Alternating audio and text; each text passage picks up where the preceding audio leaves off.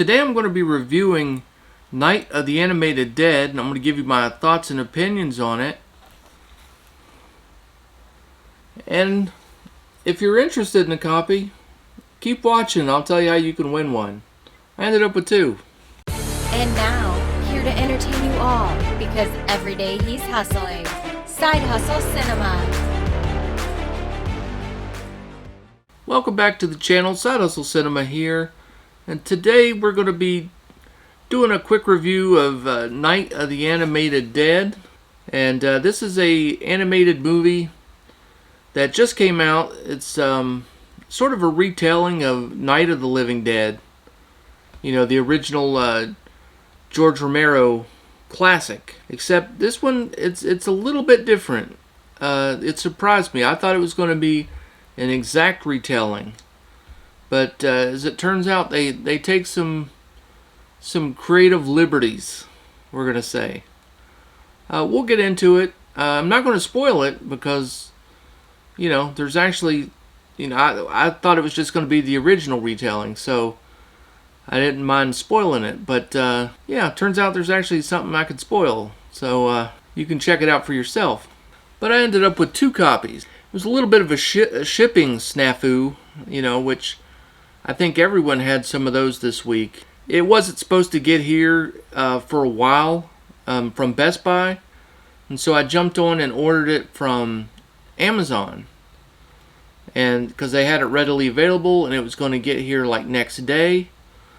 And so when I went to cancel the Best Buy order, well, they had already updated it and it shipped earlier than expected, so it was in the mail. And so I ended up with 2 copies. So, but that's okay. You know, no big deal. I'm not going to send one back. I'm actually going to give one away. You know, because here at Side Hustle Cinema, we like to give back a little bit. And, well, it turns out that, you know, on the 22nd of October, I'm actually doing my first official live stream. I announced it the other day on a video I did where I announced I was giving away an autograph. And in that video, you know, I tell you how to win the autograph, and I mentioned that there's going to be some other prizes and things given away. Well, this is going to be another one of those prizes, okay? So not only am I giving away that JSA certified autograph of the professor from House of a Thousand Corpses, I'm actually going to be giving away a copy of Night of the Animated Dead. Now, how do you win it? You need to go to this video right up here, okay? I'm putting the picture, but then there's the card up above it, okay? Find this video and leave a comment in the comment section. Just comment on anything. That enters you into the drawing. Alright, once you're entered into the drawing, you're eligible for all the prizes. Right now there's just the 2 prizes, the movie and the autograph, but there's going to be at least one more to come, maybe more. It really depends on how many people sign up, because as of right now there's only like 6 people signed up, 6 or 7, you know, and I'm up to 2 prizes, so your chances of winning are pretty good. So get over there. Drop a comment. You have to make sure you're subscribed to the channel, and hit that like button. While you're at it, go ahead and like this video as well. That would be nice. Yeah, I've been trying to pump out the content and trying to do a giveaway, and yesterday I actually lost 2 subscribers, so I don't understand. I thought when you made more videos and did giveaways, I thought more people subscribed, not less. But it doesn't matter. I mean, listen, I make these videos for the people who show up and for the people who care, you know. I can't worry about those who aren't into it, you know. You don't have to watch every video. That's the thing. This is a variety channel. You know, it's not all physical media. There's going to be, you know, I just had a bunch of convention coverage, you know, where I was at the convention, showed off my autographs, showed off the vendors. I understand that those videos aren't for everybody, and, you know, if you don't want to watch them, don't watch them. That's fine. just tune into the physical media report and maybe these collection updates. I just finished filming my Stephen King collection video. That one's coming up soon. So, there's lots of different content coming on the channel. So subscribe, hit that like button, and leave a comment. And now let's get into this one and talk about Night of the Animated Dead. So originally when I heard about this one, I was pretty excited. I thought the idea of having an animated, Night of the Living Dead sounded like a lot of fun. And, because so far I really enjoyed the remake that they did, what was it, back in 90? And I enjoyed the original, of course. I just got that one on Criterion not too long ago. And so I was, really excited for this one. And having watched it, I was kind of pleasantly surprised that it's not like a scene-for-scene retelling. First of all, you're actually getting some extra scenes. Like the character Ben, that's the the black guy who he talks in the original movie. He talks about his encounter with the living dead, before he makes his way to the house at Beekman's Diner, and you only hear him retell that story in the original movie. But in this animated movie, you actually get to see Beekman's Diner and what went on there. So that was kind of cool. I mean, you're getting, a couple of bonus scenes. And the ending of this movie is different than the original. They kind of changed some things up. It's not entirely the same. So, and that might turn some people off. It might turn some people on. I would have liked to have known it beforehand that it was going to be different, because then I wouldn't know who's going to live, who's going to die, how it's going to turn out. It would have added some suspense for me. So I was sort of pleasantly surprised to see that it wasn't a shot for shot retelling of the story. Now the character of Ben is played by Drew Hill, which was, kind of a surprise. I didn't think they got any decent actors to play in this. But they actually got two kind of big ones. Josh Duhamel plays the voice of Harry Cooper. And I would have never, pictured him in that role, but he actually does a really good job with it. All the voice actors did, except for Barbara. That was the only one that I really didn't like. And that was played by Catherine Isabel. And I didn't care for her character, and I really didn't like the voice actor. I don't know, it sounded off to me. But actually she plays a lot less of a role in this movie than the original Barbara did in the original Night of the Living Dead, which is part of the reason why I really didn't like her character.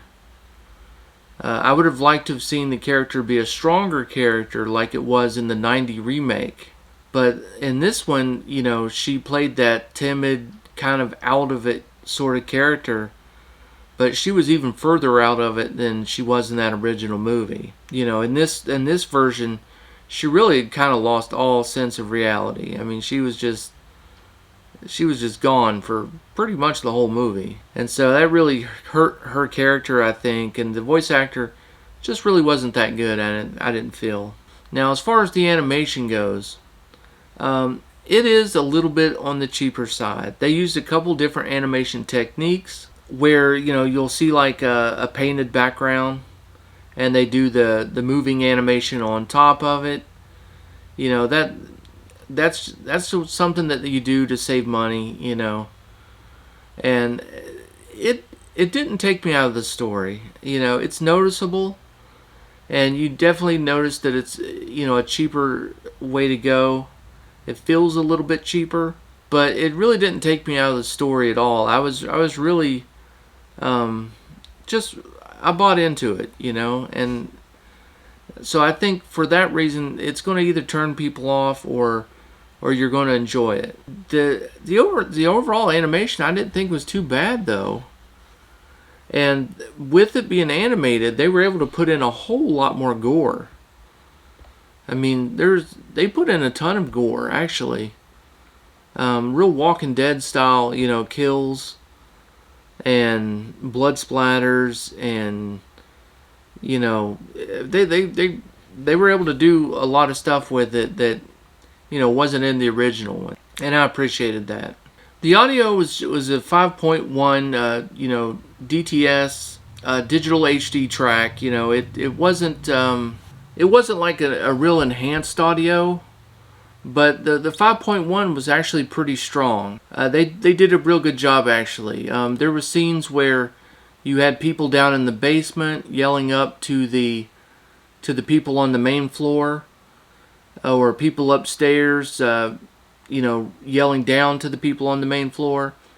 And they did a good job using some different speakers to kind of throw the voices and have a little movement in there, and that was nice. That was kind of unexpected. I thought it would be just extremely front heavy, but they actually did a good job with that, in playing with a little bit of depth with the sound.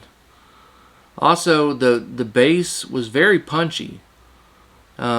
They did a good job with setting the atmosphere by using some low frequency sounds that sort of made a little bit of a creepy ambiance, and I appreciated that as well. All the gunshots and the explosions, all the different calibers, and using handguns and shotguns and rifles. They all sounded really good, and it was just a real nice audio mix actually. And there was even a little bit of height speakers used in the graveyard scene. I don't remember this in the original movie, but in this one, it didn't rain, but they had like some thunder, some cracks of lightning and thunder going off. And the height speakers were utilized during that scene, and that was also a pleasant surprise. It was almost, Dolby Atmos like, but this wasn't an Atmos track, of course. The runtime was only an hour and 11 minutes. It was short, and that's okay too. I actually kind of wish it was a little bit longer, and maybe they would have shown like a few more of the scenes, from the movie. It was quick paced, and I thoroughly enjoyed it actually. I kind of do want to show like some of my nieces and nephews this movie, because I think they will actually sit through a cartoon as opposed to the original black and white. And I don't think it's that scary. I'm not a very good judge of these things though. I'm pretty liberal with what I show my nieces and nephews. I think this has some rewatchability to it. I think you're going to want to probably show it to people, on occasion, who are a little tired of the original. Maybe they've seen it a whole bunch of times and they're not really interested in watching again, or like I said, maybe you want to show it to some younger viewers, kind of easing them into some horror or something like that. I don't know how many, if it would be an every year thing, but yeah, I think every few years, I think I could definitely see myself going back to this one and giving it a rewatch. So the animation was a little bit different, but it didn't really bother me. The audio was above average. I thought it was better than expected, and there is some rewatchability in this one. So I'm gonna recommend this one to people. I think definitely go out and get this one. It looks like this one's going to be one that you're going to be able to pick up for under $10 at some point. This will probably be one that will be like $8 or $9, even before like a Black Friday. I mean, I think you're just going to see it drop in price. And well, you can always win a copy.